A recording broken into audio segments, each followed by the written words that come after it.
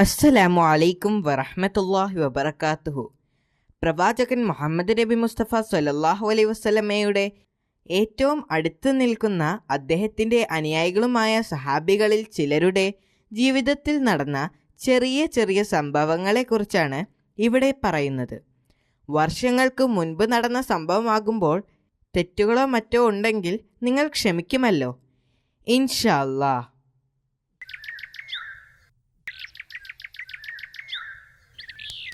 ആദ്യകാല ആഫ്രിക്കൻ മുസ്ലിമായ ഹസ്രത്ത് ബിലാൽ റളിയല്ലാഹു അൻഹുവിനെ പ്രവാചകൻ മദീനയിലെ മസ്ജിദിൽ ബാങ്ക് വിളിക്കാൻ നിയമിച്ചു.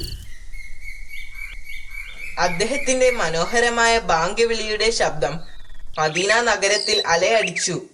അദ്ദേഹത്തിന്റെ ബാങ്ക് വിളി കേൾക്കുമ്പോൾ മദീനയിലെ മുഴുവൻ മുസ്ലിങ്ങളും പള്ളിയിലേക്ക് പോകുകയും പ്രവാചകനോടൊപ്പം നിസ്കരിക്കുകയും ചെയ്തിരുന്നു. പടിഞ്ഞാറൻ അറേബ്യയിലെ ഒരു മലമ്പ്രദേശത്തുള്ള ഒരു ഗ്രാമത്തിലാണ് അദ്ദേഹം ജനിച്ചത്. എത്യോപ്യയിൽ നിന്നുള്ള അടിമകളായിട്ടാണ് അവർ അറേബ്യയിലേക്ക് വന്നത്. അവരിൽ ആദ്യം ഇസ്ലാം സ്വീകരിച്ചത് ഹസ്രത്ത് ബിലാൽ റളിയല്ലാഹു അൻഹു ആയിരുന്നു. ഒരു ദിവസം രാവിലെ ബിലാൽ റളിയല്ലാഹു അൻഹു യജമാനന്റെ വീട്ടിലേക്ക് പോയി. അദ്ദേഹം അവിടെ എത്തുമ്പോൾ യജമാനൻ അയാളുടെ കൂട്ടുകാരനുമായി ഉച്ചത്തിൽ സംസാരിക്കുന്നത് കേട്ടു. പക്ഷേ അദ്ദേഹം അവരുടെ സംസാരം ശ്രദ്ധിച്ചില്ല. പെട്ടെന്ന് യജമാനന്റെ ഒരു സുഹൃത്ത് ഓടി വന്ന് വാതിൽ തുറന്ന് യജമാനന്റെ അടുത്തേക്ക് ചെന്നു. അവൻ നേരെ ഉമയ്യയുടെ അടുത്തേക്ക് ചെന്ന് ചെവിയിൽ എന്തോ രഹസ്യം പറഞ്ഞു. ഇത് കേട്ടപ്പോൾ ഉമയ്യയുടെ മുഖം ദേഷ്യം കൊണ്ട് ചുവന്നു. "നീ കണ്ടത് സത്യമാണോ?" ഉമയ്യ ആ മനുഷ്യനോട് ചോദിച്ചു.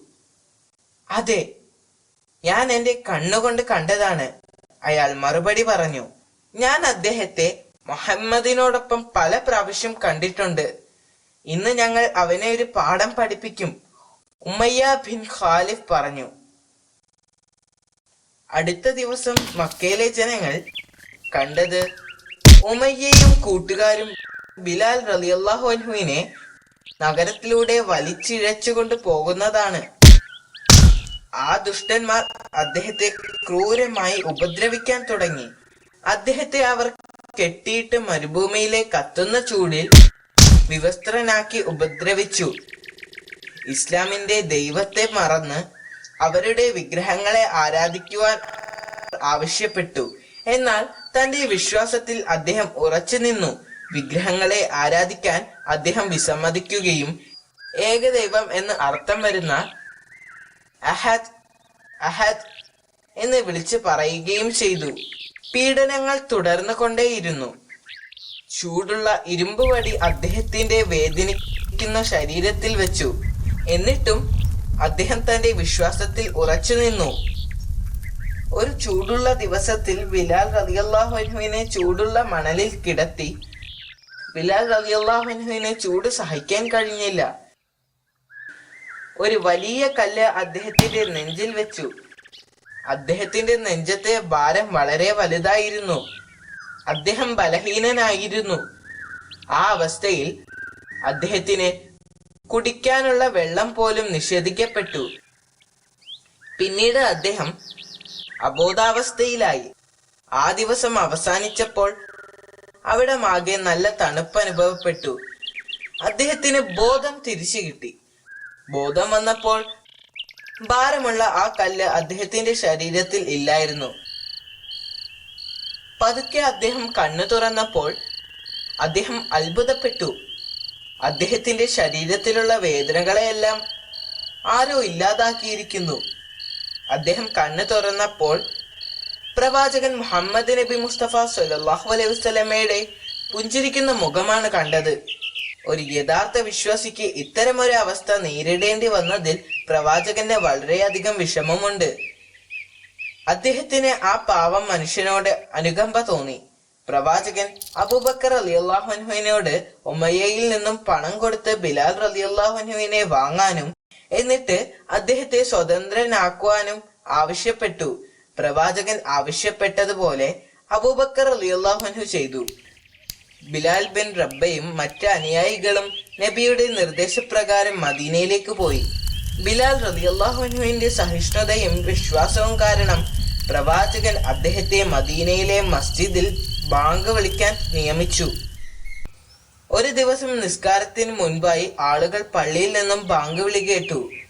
ആളുകൾക്കാകെ ആശയക്കുഴപ്പമായി. ജനങ്ങളെല്ലാം പള്ളിയിലേക്ക് പോയി. ആളുകളെല്ലാം അവിടെ ഒത്തുചേർന്നപ്പോൾ കണ്ടത് മദീനയെ ആക്രമിക്കാൻ വേണ്ടി ശത്രു സൈന്യം മദീനയിൽ വളഞ്ഞിരിക്കുന്നതാണ്.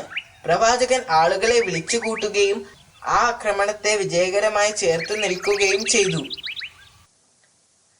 മാസങ്ങൾക്ക് ശേഷം പ്രവാചകൻ മുഹമ്മദ് നബി മുസ്തഫ സല്ലല്ലാഹു അലൈഹി വസല്ലമ ഈ ലോകത്തോട് വിട പറഞ്ഞു. ബിലാൽ റളിയല്ലാഹു അൻഹുവിന് അത് താങ്ങാൻ കഴിയുമായിരുന്നില്ല. അദ്ദേഹം വളരെയധികം ദുഃഖിക്കുകയും ദിവസങ്ങളോളം കരയുകയും ചെയ്തിരുന്നു. പ്രവാചകന്റെ വഫാത്തിന് ശേഷം അദ്ദേഹം ബാങ്ക് വിളിക്കുമ്പോൾ പ്രവാചകന്റെ പേര് പറയുന്ന ഭാഗമെത്തുമ്പോൾ ദുഃഖം കൊണ്ട് അദ്ദേഹത്തിന്റെ കണ്ണിൽ നിന്നും കണ്ണുനീർ പൊട്ടിയൊഴുകുമായിരുന്നു. ബാങ്ക് വിളി കേൾക്കുന്ന ആളുകളുടെ കണ്ണുകൾ നിറയുകയും അവർ തേങ്ങിക്കരയുകയും ചെയ്തിരുന്നു. വളരെ വിഷമിച്ചുകൊണ്ട് അദ്ദേഹം ആ ബാങ്ക് വിളി മുഴുമിപ്പിച്ചു. അതിനുശേഷം തന്റെ ദുഃഖം നിയന്ത്രിക്കാൻ കഴിയുന്നതുവരെ ബാങ്ക് വിളിക്കുന്നില്ലെന്ന് അദ്ദേഹം തീരുമാനമെടുത്തു. അദ്ദേഹത്തിന് പിന്നീട് മദീനയിൽ താമസിക്കാൻ കഴിഞ്ഞില്ല. അങ്ങനെ അദ്ദേഹം ഡമസ്കസിൽ സ്ഥിരതാമസമാക്കിയ മുസ്ലിം സൈന്യത്തിൽ ചേർന്നു. ഒരു ദിവസം അദ്ദേഹം ഉറങ്ങുകയായിരുന്നു. അപ്പോൾ സ്വപ്നത്തിൽ പ്രവാചകൻ മുഹമ്മദ് നബി മുസ്തഫ സല്ലല്ലാഹു അലൈഹി വസല്ലമ അദ്ദേഹത്തോട് ചോദിച്ചു, എന്തുകൊണ്ടാണ് ബിലാൽ റളിയല്ലാഹു അൻഹു മദീനയിലേക്ക് വരാത്തതെന്ന്. അദ്ദേഹം പെട്ടെന്ന് ഉണരുകയും മദീനയിലേക്ക് പുറപ്പെടുകയും ചെയ്തു. അദ്ദേഹം മദീനയിൽ എത്തിയപ്പോൾ പ്രവാചകന്റെ ചെറുമക്കൾ അദ്ദേഹത്തെ ചെന്ന് കണ്ടു. ബിലാൽ റളിയല്ലാഹു അൻഹുവിന് അവരോട് വളരെയധികം സ്നേഹവും വാത്സല്യവും ഉണ്ടായിരുന്നു. അവരെ കണ്ടതിൽ അദ്ദേഹം വളരെയധികം സന്തോഷിച്ചു. പ്രവാചകന്റെ ചെറുമക്കൾ അദ്ദേഹത്തോട് ഒരു തവണ കൂടി ബാങ്ക് വിളിക്കാൻ ആവശ്യപ്പെട്ടു. അദ്ദേഹത്തിന്റെ ബാങ്ക് വിളി കേട്ടപ്പോൾ മദീനയിലെ ജനങ്ങൾ അത്ഭുതപ്പെട്ടു. അവർക്ക് നബി സല്ലല്ലാഹു അലൈഹി വസല്ലമ ജീവിച്ചിരുന്ന കാലം ഓർമ്മ വന്നു. ബിലാൽ റളിയല്ലാഹു അൻഹുവിന്റെ ശബ്ദം കേട്ടപ്പോൾ അവരെല്ലാവരും കണ്ണീരോടെ അവരുടെ വീടിന്റെ പുറത്തേക്ക് വന്നു. കുറച്ചു ദിവസങ്ങൾക്ക് ശേഷം ഹസ്രത്ത് ബിലാൽ റളിയല്ലാഹു അൻഹു ദമസ്കസിലേക്ക് മടങ്ങിപ്പോയി. ഹസ്രത്ത് ബിലാൽ റളിയല്ലാഹു അൻഹു പിന്നീട് ദമസ്കസിലെ വെച്ച് വഫാത്താവുകയും ചെയ്തു.